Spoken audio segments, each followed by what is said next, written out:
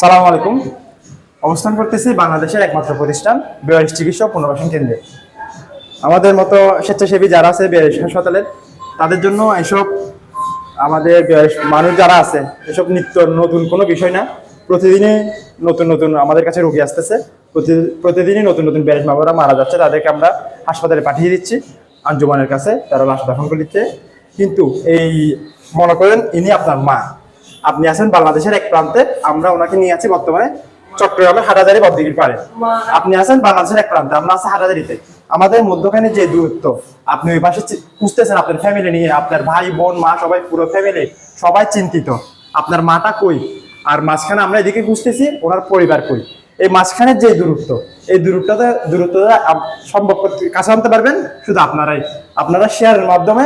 আমাদের এই মাঝখানে যে দূরত্ব আছে, আপনি একটা পরিবার আর উনি আমাদের কাছে আছে, এই দুইটা দূরত্বটা আপনারা চাইলে শেয়ারের মাধ্যমে কাছে আনতে পারবেন। আপনারা শেয়ার করলে আমরা ওনার পরিবার খুঁজে পাবো। এই বেয়ারিশ মাহমুদের আমরা পরিবার দিতে পারলে আমাদের ছাত্রকতা এখানেই। এদের থাকা খাওয়া সবকিছু আমাদের মানবিক স্বাগত ভাই নিশ্চিত করতেছেন পল্লীবালা ফুড প্রোডাক্টের বেচাকেনার মাধ্যমে।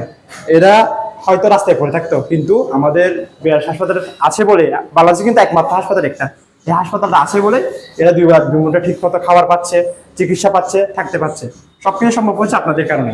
আর আপনাদের শেয়ারের মাধ্যমে আমরা তাদের পরিবারের কাছে পৌঁছে দিতে পারবো, আর আপনাদের কেনাকাটার মাধ্যমে আমরা তাদের ঠিক মতো ভরণ পোষণের দায়িত্বটা নিতে পারতেছি।